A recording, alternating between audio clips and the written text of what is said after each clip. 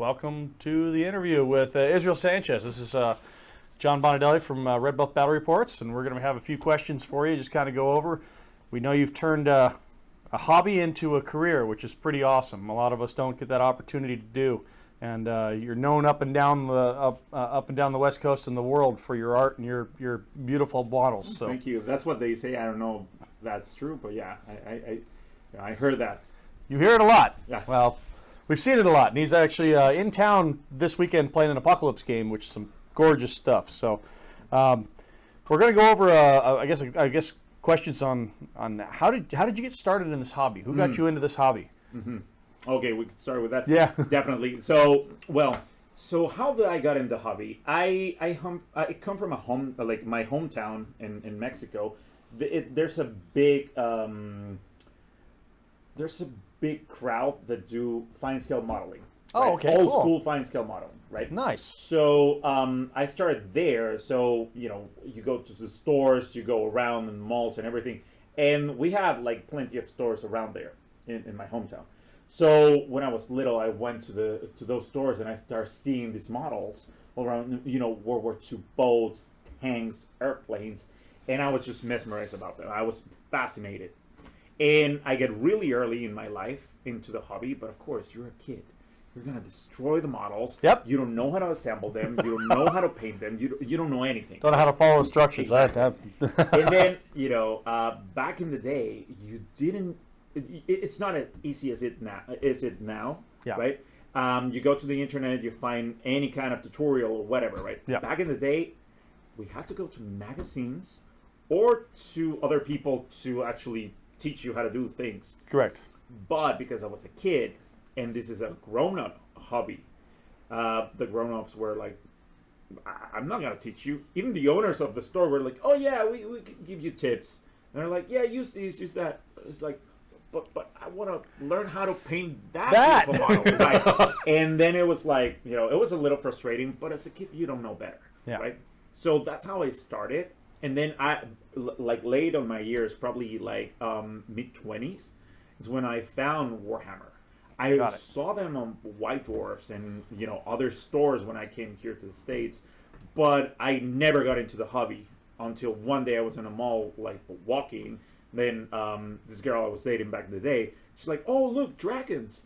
And I'm like, wait, what? And I saw this store, right? And then I walk in, and it was love at first sight. That's all it takes sometimes. You get stuck on it. And we've been playing it since the beginning. Right. So you've taken the paint to a level that most can only dream of. The detail, the level of a depth, and just blows my mind whenever I look at your models. It really does. And you always are gracious enough to help me with tips because I like to paint too. I do painting as well. You do it great. I love your models. Yeah, they get it done. It's not on the same level, but yeah, I appreciate it. Disagree, but especially because I see how passionate you are, and a lot of this hobby has to do with passion. If you're not passionate about it, you're gonna fall not off. in the right hobby. That's right. That's very true. Right. How did you start turning this from a hobby into money? How did you start turning it into a business? Just people started asking you to paint stuff? So, kind of. It's a good story. Actually, I started with Frontline Gaming. Right? Okay. Shout out to Reese and Frankie and all the crew from Frontline Gaming. They're good people. Yeah. So, and they did great, right? They put the LBO, BAO, all these tournaments. They started the ITC, right? Yeah, all of it. That's them. So how I started, right? Back in the day when I started in 5th edition, right? I was just collecting, the models. I had Space Marine, Orcs, even some Imperial Guard, of course, a lot of Tau. I started amassing Tau. I even got I remember demons and some wolves and whatever, right? Yeah. Because all the models are beautiful. Games Workshop have beautiful models. Yes, they do. But then, I actually was commissioning some friends to paint my own models because I work in real estate, so nothing to do with what I do now. Got it. And, I had the money, but I didn't have the time. So but I wanted the models, and I enjoyed, painting them. but it was just impossible, right? So after a while, what happened in 2007, 2008, the market crash. A lot of things happened, right? Yeah, the market crash was huge. So I reinvented myself. Like a lot of things happened, and I started working different things, and then I devote myself into the hobby. Actually, that was a transition in my life. There was a lot of bad things happening, or unfortunate. I don't want to say bad things, but unfortunate things in my life. And I had to reinvent myself. And one of the things that helped me a lot was 40K. Actually, I want to say 40K saved my life in a way, because I could focus my energy, my time, my everything into the hobby, right? And I start doing it for me, right? And I get back into the hobby, and I start painting and building and doing all these. And then I found this awesome crowd, right? Frontline Gaming. Yeah. And they saw my Tau, and they're like, "Oh, dude, your Tau are good. I like them." And I'm like, "Sure, like, thank you," right? And they were looking for painters. And I remember there was like a commission of Blood Angels, and the painter just dropped the commission half painted. Oh my goodness! Right there, like, I cannot finish these, and they're like, "Dude, we need somebody to paint this Blood Angels." And Frankie looked at me and he's like, "Do you want to paint them?" And I'm like, "We'll pay you." And I'm like, "Well, yeah, I get that part, right?" Go for it. But I was like, "You know what? Yeah, sure, let's do it," right? And that was my first commission ever. And from then on, I started working with them, and then people start talking to me directly to get commissions done by me, and I'm like, "Oh, okay, then, like, sure." And I didn't want to be disloyal to them, so I approached Reese and Frankie, and I was like, "Okay, this is happening, and these people want me to paint their armies for them, but if they want me to do it, I don't want to be disloyal to you, so I'm gonna charge more than Frontline. So I'm not competing with you guys. So if somebody wants my service, they're gonna." It's like an upper deck, Exactly. upper level. Got Instead of like, "Oh, I'm not gonna lowball you and be like, yeah, I'm gonna take your money away from you and your client." No, they want me, I'm gonna charge more. And they were like, "Totally fine. We respect Sweet. that." And I'm like, "Okay." And that's how I started. And then when I was only doing the high-end commissions for Frontline Gaming. And then when they moved to first to San Diego, it was an easy transition. So I just stopped working for them, and I started doing my own thing. And then that's how it went. Just kind of snowballed, and now you got a backlog that's Right. But you're doing stuff for Tabletop Titans and other. I do, yes. Thankfully, I had really nice clients. I think I was lucky enough to land myself in a place that was full of people like that do this hobby, right? Like-minded. Right. Yeah. And it's a huge community with, you have Frontline Gaming, you have Tabletop Titans, you have you guys, and other people in the hobby that, enjoy my painting and like my painting, and they're like, "Hey, I want you to paint for me." And I'm like, "Hey, I'm very thankful." Yeah. I've seen you've even done some of the stuff that's not necessarily, you don't do all 40K. You've done Aeronautica recently. Right. You had, what was the other one? Crisis? Marble. Crisis yeah, Protocol. that beautiful. Gosh, some of those just brought me back to some of my comic book days when I used to watch or read comic books when I was a little kid. But yeah, that's just that's fantastic. Thank you. That's really awesome. And it's luck. It's all about luck, because some painters, what I have seen, have a style. I have my own style, but I'm not afraid to get into more of a comic book style with Marvel Crisis Protocol, or a smaller scale of, like, for example, I remember Drop Zone and Drop Fleet. I remember that game. Yeah. Smaller scale, right?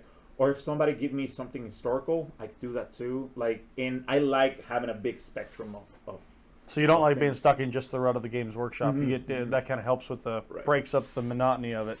Don't get me wrong. We all like the beautiful models the Games Workshop Right. puts out, but sometimes when you do 100 sisters, or you do 75 orcs, or that's like okay, it gets really Right. old after a while. Oh, I just did an orc army. Well, it's time for another orc army. Let's do Right. something else. And it just breaks it up. That's awesome. So how do you get in your own stuff? Because we know you paint your own models. That's the next question. I told you I was going to ask you that one. Right. Oh boy. So, so basically, it's a lot of discipline, and it's just that sometimes for mental health, you need to give yourself some time to paint your own models because it's the we all know these, all the commission painters and everyone know this is the curse of the painter, right? It's like you have beautiful armies out there with your name and everybody enjoys it, and it's like you have like a squad of 5 guys and like everything else is backlogged and painted, and you cannot go to a tournament. If you're a painter, it's bad advertisement. You go to a tournament, it's like, oh, I'm not gonna show with a half painted army, correct, right? Or 3 colors. I mean, 3 color minimum, right? No. So you have I what I do, it's hustle. I sometimes I take time of the commissions, some extra time, or I put some extra time of myself. Stay up a little late, finish a couple of things. Yeah. And sometimes I like, if it's 1 week, I'm gonna commit to finish this commander, or to finish this suit, or to finish whatever of my army, right? Something. Mm-hmm. Yeah. And I keep adding little by little, and that's how I amassed, like, in 8 years, I think almost 40,000 points of Tau. So it's if you haven't seen that army, right? I'll send you some pictures so you can put it in the interview. And it was little by little, right? And then I'm lucky sometimes I get Tau commissions, so I could squeeze this model in that commission, right? So I have a really good client. I want to say he's my friend. I don't know him personally, but we have a really good relationship online, and he's a great client, great person. He's from the States, but he lives in UK. Okay. And he commissioned me a huge Farsad Enclaves army, right?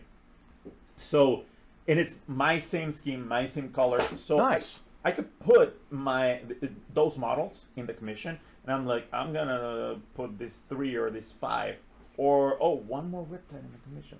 So I'm doing all these. You're already going through the pot for me too. Yeah, right. That's awesome. So that's that's the trick. That works. And of course, being disciplined. If you're a commission painter and you want to do it as a business, because I think you're gonna ask me that question. So yeah, that's the next question. So if you do want to do it as a business, how would you go about taking your hobby from the hobby to the next level? Okay, I was I know you were getting there, but yeah. So first things first, right? A lot of people, and me included, have sometimes you get frustrated. You are the grind, the normal grind, the daily grind. If you do, a lot of people I have heard, when you do this as your work and not your hobby, sometimes you get burned. You're like, I've heard that too. I can't keep going. I'm not enjoying this anymore. One thing I'm blessed of having is that I love this hobby, right? And even as my job, I enjoy painting models, and I give thanks to God, to the universe, to whoever you pray, that I could do this for living, and that I could paint models for living. Right? Yeah. But I'm not saying there's days that I don't want to paint. I'm like, I'm not painting. Well, then assemble. If you can't assemble, I'm like, I don't want to assemble. Then do something else, right? But every time you get up to make your job happen, you still work towards the end goal. Correct. Right. So, okay, look for avenues, but do something with the hobby if it's your job, right? And then be disciplined. Break your day in different hours and be like, okay, I'm gonna start painting, let's say at 10 a.m. Right? From 10 to 2, I'm gonna paint. 4-hour break. Take a break. Go eat, make some food, go to the gym, do something, right? Come back, sit down, and paint. And finish the rest of your 8-hour day. Exactly. Yeah. I usually do a 10-hour day, sometimes 12-hour days. Sometimes I even do 14-hour days. So those of you that don't know, painting does take a lot more time than people realize. There's a lot of time involved to get the same detail level. Right. And it's somebody is like, oh, but I'm not doing the ratio that I want. I'm not making $25 an hour or $30 an hour. Well, put more work on it. This is how this hobby is.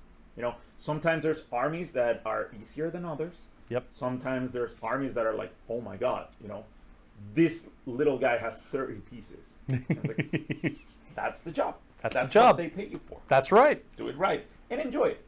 Because the moment you're not enjoying it, change it. Even like take a break, take 2 days to paint your own stuff, or just go around. Go take your wife or your girlfriend or whoever. Go to see a movie, chill for a day or two. Yeah. And then come back. Take a breather. Fresh. Exactly. That makes sense. Yeah. I'd done a large sisters. I do commission for Battery Brushworks. I'd done a large sisters army just as a quick one, and I say quick. It took me a couple of months, but. Right. The models are they have the same poses a lot of the times, and the older models, as you and I remember, they were you could customize and do so many different poses. But what I discovered for saving time was I actually, all the different sisters that had numbers, I would take them out and I put them in little plastic bags, and I went through and cut them out of the sprues, put them in the bag, all the pieces for that one, boom, and then I put them in a box. I had them all lined out, so they were all the ones that were the same. It was perfect. It was like, all right, I assembled the first one, struggled a little, second one was faster. This third one's, and like you almost got it to where, just flow and increasing speed on little things like that. So, and then this hobby also, like if you do it as a job, as your job, you're gonna find that I've been doing this for almost 9 years. So what I find out is like when I started to 9 years after where I'm right now, my time of doing things, building as like painting and whatever has increased exponentially. But you need that like curve, like that learning curve, and each year you're gonna get better. But you need to wait for that. You need to know you're learning something, right? You're mastering skill. You don't want to go from A to C in 1 year and be like, oh, I'm gonna be the master of painting and I'm gonna do this real fast. And that's where a lot of people stop doing. They're like, I can't make money doing this. I can't support myself or my family doing this. So it's like, well, either you find a way or you stop it and do it as your hobby, because it's hard. Sometimes it's like long nights, long days, deadlines, your back hurts, you need a good chair, you need a good cushion, you need a good light. Yep. You need, sometimes I use gloves that are the compressed gloves. Oh, okay. Because after 8 hours of holding the model and painting it like this, right, it starts hurting your wrist, your fingers, everything. Yeah, but you feel it. Right. But a lot of people don't see that. They just see the finished model, and that's it. But they don't know the grind that it took to get there. Struggle, right? That's right. Well, awesome. Thank you, Israel, for coming out, and thanks for joining us. And I hope you enjoyed the interview. We just tried to go over everything. We have a large games, and we enjoy having you come up for them quite frequently. If you ever want to see his models, where can they find you? Yeah, it's at Instagram, Izzy Painting Studio, or my Facebook, Israel B. Sanchez, ECB Sanchez. You could check that, and you could always ask for a commission. I will quote you. I quote on project, so everything it's similar prices, but each project, as you know, it's different. Yes. Because each army is different. Right? Correct. A Sisters of Battle army, it's, it might vary. An Orc army might vary, and depending on the level that the client wants. Right? Yeah, and we'll put those links in the description below so you can check those later. But thanks again. Thank you so much. It's been a pleasure, and we'll see you soon.